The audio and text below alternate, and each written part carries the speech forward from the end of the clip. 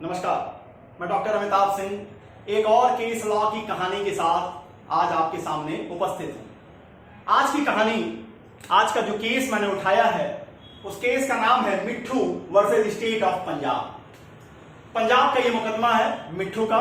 ये कहानी मिट्ठू से रिलेटेड AIR 1983 की है, सुप्रीम कोर्ट, पेज नंबर 473 में।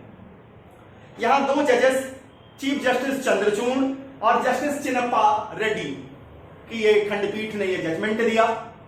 यहां हुआ क्या था? यहां भारतीय दंड संहिता IPC इंडियन पेनल कोड के सेक्शन 303 को अनकॉन्स्टिट्यूशनल डिक्लेयर कर दिया गया था। कहा गया था ये संविधान का उल्लंघन करती है। क्यों ऐसा कहा गया, इसको भी डिस्कस करते हैं।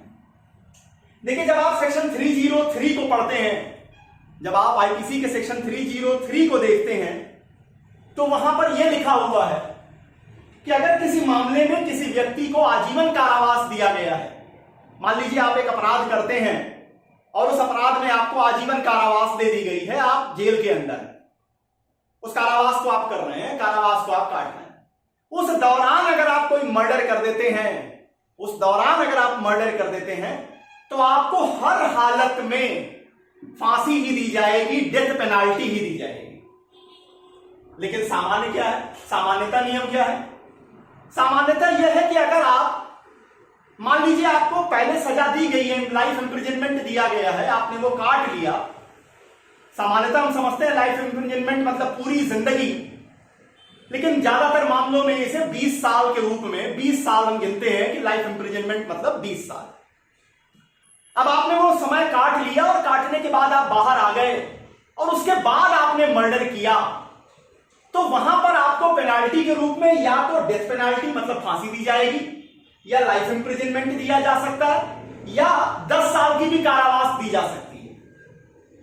तो अब अपराधियों के बीच में इस तरीके का डिफरेंशिएशन करना, एक व्यक्ति जो कि जेल के अंदर है, उसे भी आपने पहले जो है लाइफ इंप्रिजनमेंट दिया है, वो जेल के अंदर है, फिर से मर्डर करेगा, उसे केवल और केवल डेथ पेनाल्टी मिलेगी, मतलब उसको सुना भी नहीं जाएगा। वो एक तरीके की मैंडेटरी डेथ पेनाल्टी है, हर हालत में उसे फांसी देंगे। वहीं दूसरी ओर अगर एक व्यक्ति जिसने मान लीजिए पहले 307 का ऑफेंस किया, अटेम्प्ट टू मर्डर किया, किसी को मारने की कोशिश की, वो मरा नहीं, उसमें उसको लाइफ इंप्रिजनमेंट मिला, उसने अपनी इंप्रिजनमेंट काट ली, काट करके बाहर आ गया, उसने उस व्यक्ति का फिर मर्डर कर दिया। अब यहां क्या होगा? यहां एक को डेथ पेनाल्टी भी मिल सकती है, लाइफ इंप्रिजनमेंट भी मिल सकता है, 10 साल की कारावास भी मिल सकती है 302 में। लेकिन अगर ये व्यक्ति जेल के अंदर ही है, जेल अभी काट ही रहा है और उस दौरान उसने मर्डर कर दिया, तो यहां सिर्फ और सिर्फ फांसी मिलेगी। अब सामान्य आंखों से देखिए तो यहां बिल्कुल अन्याय है। क्या फर्क पड़ता है अगर एक व्यक्ति ने पहले अपराध किया, वो उस अपराध के लिए जो सजा उसको मिलनी चाहिए वो आप दे चुके हैं, वो सजा काट रहा है या पूरी कर चुका है, इससे उसके दूसरे अपराध के मैग्नीट्यूड पर क्या फर्क पड़ जाएगा? इसी बात को जस्टिस चिन्नप्पा रेड्डी और चीफ जस्टिस चंद्रचूड़ उठा रहे थे। चीफ जस्टिस चंद्रचूड़ ने लिखा, it is a travesty of justice not only to sentence such a person to death, but tell him that he shall not be heard about whether he should be not sentenced to death. There is no justification about mandatory death penalty. यहां पर इस case में हुआ क्या था?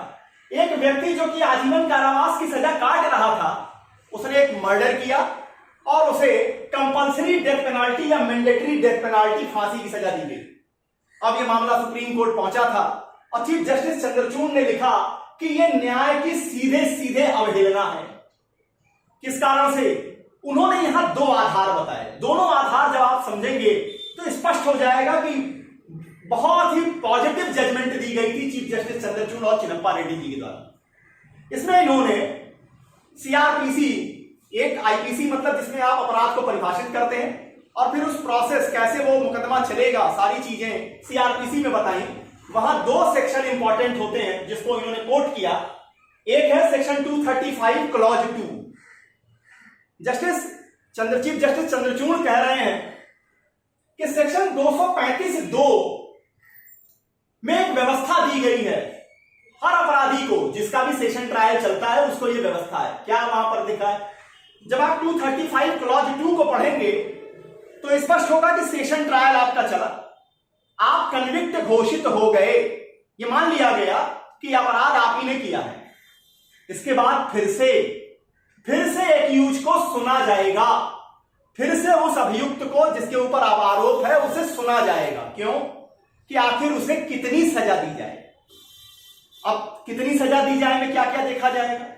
अभियुक्त के घर के हालात क्या हैं, किन कंडीशंस में उसने यह अपराध किया है, उसके ऊपर जिम्मेवारियां कितनी है, मैग्नीट्यूड ऑफ ऑफेंस क्या है, fact and circumstances of the case क्या है, और दूसरी सारी रिलेवेंट कंडीशंस को देखते हुए न्यायालय इस नतीजे पर पहुंचती है कि आखिर आईपीसी में जो सजाएं लिखी हुई है उसमें से कितनी सजा आपको दी जाए। तो 235 क्लॉज 2 जो है सीआरपीसी का, ये आप उस व्यक्ति को तो देख ही नहीं रहे हैं जो जेल में बंद है, सजा भुगत रहा है। आप कह रहे हैं कि नहीं भाई साहब, हम आपको कोई मौका नहीं देंगे, आपने अपराध कर दिया, आपने मर्डर कर दिया, आप फांसी पे लटक जाओ, बस बात खत्म। दूसरी ओर चीफ जस्टिस चंद्रचूड़ कह रहे हैं कि एक तरीके से कहीं ना कहीं आप न्यायपालिका को भी रोक रहे हैं। अब न्यायपालिका को कहां रोक रहे हैं? सेक्शन 354 क्लॉज 3 सीआरपीसी का एक प्रोविजन है, याद रखिएगा ये दोनों ही सेक्शन आपसे प्री एग्जाम्स में ऑब्जेक्टिव में भी पूछे जाते हैं।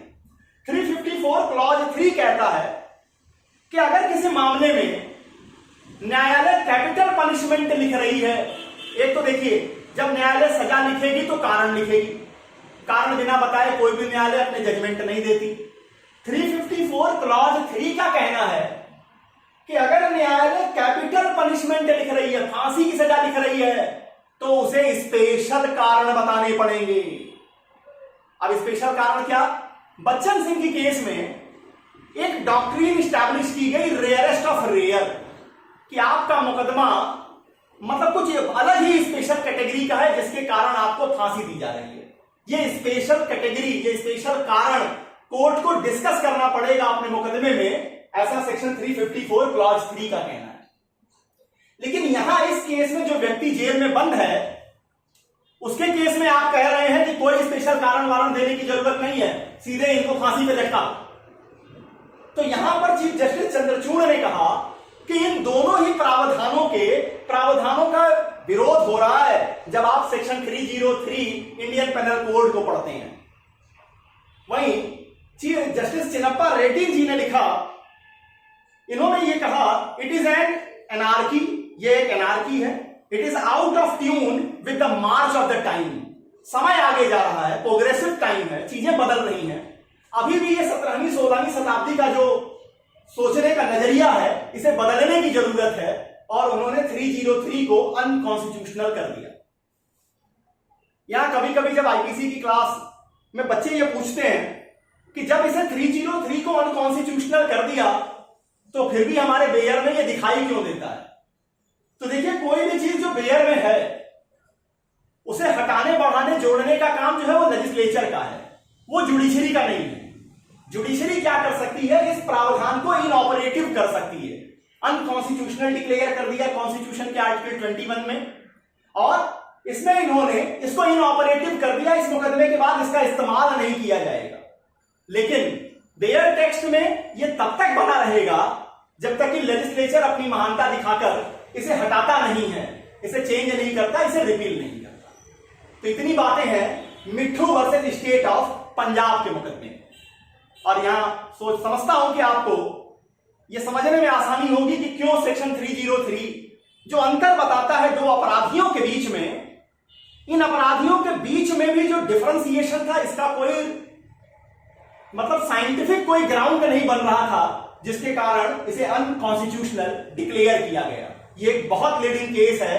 जब भी आप एग्जाम्स देते हैं 303 से अगर रिलेटेड क्वेश्चन पूछा जा रहा है तो वहां मिट्ठू वर्सेस स्टेट ऑफ पंजाब हर समय ही पूछा गया है। उम्मीद करता हूं आपको इसे समझने में थोड़ी आसानी होगी। केस लॉ के अपने सीरीज में कल सुबह एक और नए केस के साथ, एक और इंटरेस्टिंग केस के फैक्ट्स के साथ आपके सामने उपस्थित होऊंगा। तब तक के लिए बहुत बहुत धन्यवाद। नमस्कार।